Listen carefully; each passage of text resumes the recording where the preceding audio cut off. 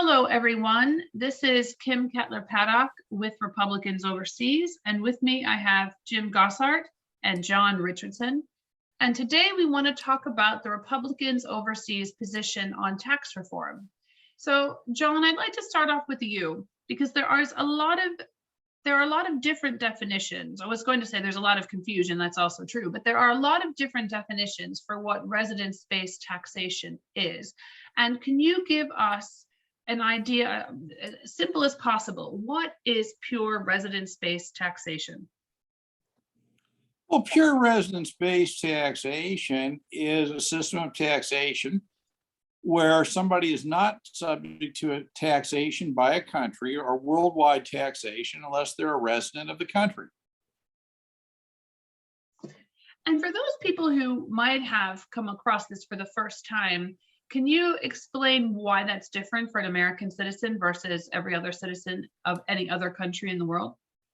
Well, absolutely. As you know, US citizenship is unique in many ways, but the most important way and significant way that it's unique is that the Internal Revenue Code says basically that anybody who was born in the United States and therefore is a US citizen, regardless of where they live in the world, even if they have no connection with the United States, have to pay tax to the United States on their non-US source income. Jim, you lived overseas as well for many years. John still is living overseas. Can you tell me a bit about what that meant for you as an overseas American being subjected to the citizenship-based taxation? You know, Kim, it's interesting. In my near 30 years living overseas, most of it in China, China or Hong Kong. I've been subjected to that regime in three different ways. One was when I first was transferred there by my company. You know, a very traditional expat transferred to Hong Kong. And there I was an individual contributor in my company, and it quickly became apparent that my career was rather at risk, that my company really didn't want me there because due to primarily to taxation, I cost the company a whole lot more than my colleagues that I worked with. Secondly, is as the years went by, and I moved up, I eventually found myself running an Asia Pacific division for my company. And there I had the opposite problem. I had 1,000 employees, but there was a mandate that because of the cost of taxing overseas Americans, that I had to make do with the fewest number of Americans possible. It ended up sending a lot of good, high quality employees, even though we only had a few out of 1,000, sending them back to the US. That put me in a position of lack of competitiveness because my competitors from, say, Europe, Korea, Japan, they didn't have that problem. They could always put their best team on the field, whereas taxation prevented me from putting my best team on the field to compete against, the best global corporations. And then the third area career that I had was setting up my own business and working and operating a small consulting firm. And there was even more difficult because, look, it's tough enough to run a business anywhere in the world, whether it's the US or any place else. But when you're running a company and you got to pay a whole bunch of taxes that your competition doesn't have to pay just because they're not Americans, it really, really makes it difficult to make ends meet. So, Kim, that was the difference I experienced. It was in those three distinct different areas. Thanks, Jim. That's very interesting. And I know that some of the data that we had collected and actually had heard from another, I think it was a legal firm, that they estimated that American citizens cost 40% more than their local counterparts as a minimum based on the taxation and regulatory requirements. Now, John, I know that you're still currently living abroad. Now you're in Canada, so this makes my question a little unlikely, but are you living on a yacht and are you an extremely rich fat cat in Canada? Well, I do not live on a yacht, and no, I'm not a rich fat cat anywhere in the world either an absolute sense or a relative sense. I look to the left, I look to the right, and I see all kinds of Canadians who are more wealthy than I am. Because we often get this sense, again, from people who don't know people who've lived abroad or who haven't had that experience themselves, who would believe that every American who goes overseas is a wealthy fat cat. And of course, as we know, the FATCA law, the Foreign Accounts Tax Compliance Act, the similarity of that name to the word fat cat it's not coincidence. And so many people think that Americans go overseas because they're very wealthy, they're living on their yachts, and they basically want to avoid tax. But in fact, that's simply not the case. Now, of course, there are some wealthy people. We're not going to say there aren't any, but that is a stereotype that drives the resistance to change in legislation. Would you say that's partly true or true? I think, Kim, that is clearly the perception. For example, recently, Democrat Senator Whitehouse actually made this sort of fat cat joke in a hearing. But what I think the truth of the matter is, and this is picking up on what Jim said a minute ago, is that the fact of American citizenship living outside the United States makes it much less likely that you will be wealthy relative to anybody, because you're subject to simultaneous tax systems.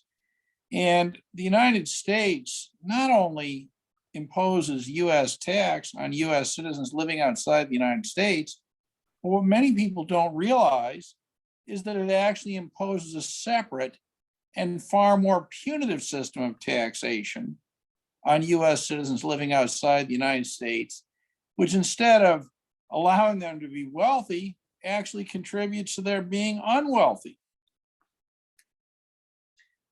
That's a good way of putting it. And I think there are many Americans who have lived overseas who would certainly agree with you. Republicans overseas collected more than 3,000 petitions during the Tax Cuts and Jobs Act from people subject to CBT and to FATCA, asking for relief from the US government, for justice from the US government. And of course, we've also entered testimony into the congressional hearing held by then Congressman Mark Meadows, also to this fact. So if we take a look now, and let's talk about our position, because we want to go through a little bit about what our position is and how it differs from some of the other proposals out there. So Jim, would you want to walk us through the first item here on our chart, which is tax residency based on citizenship? How is that different from current US law? How is that different from other RBT proposals? Well, what we're saying, Kim, is that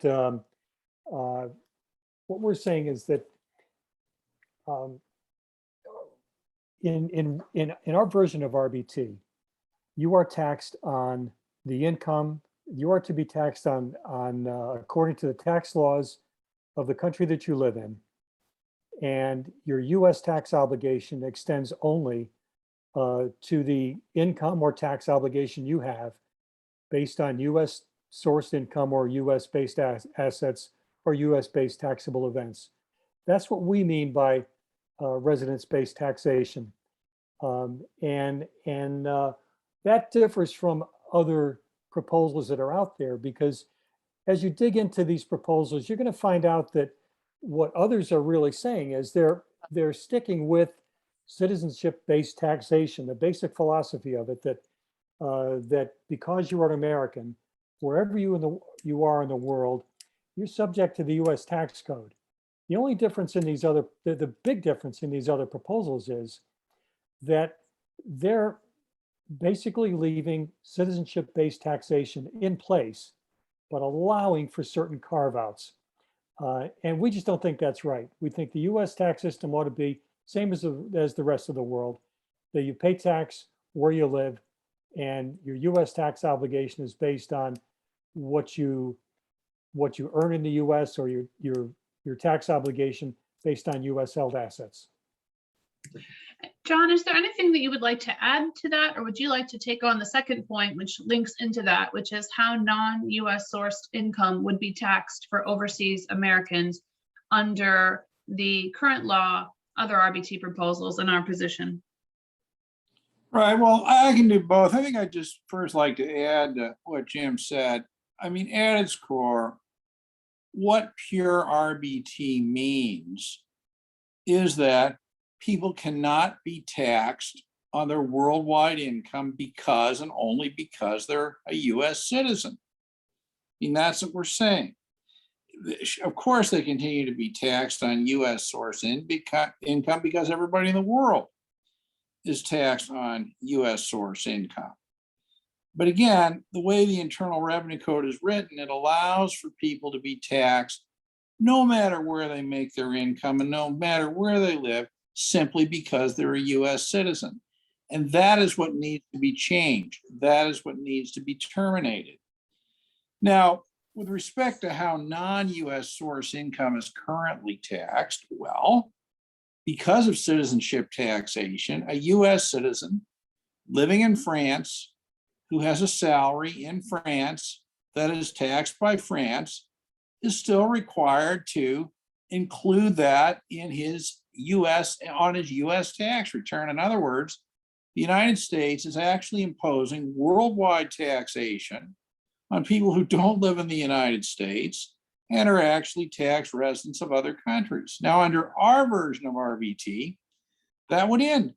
The fact of citizenship would not trigger a tax obligation to the US on income not earned in the US.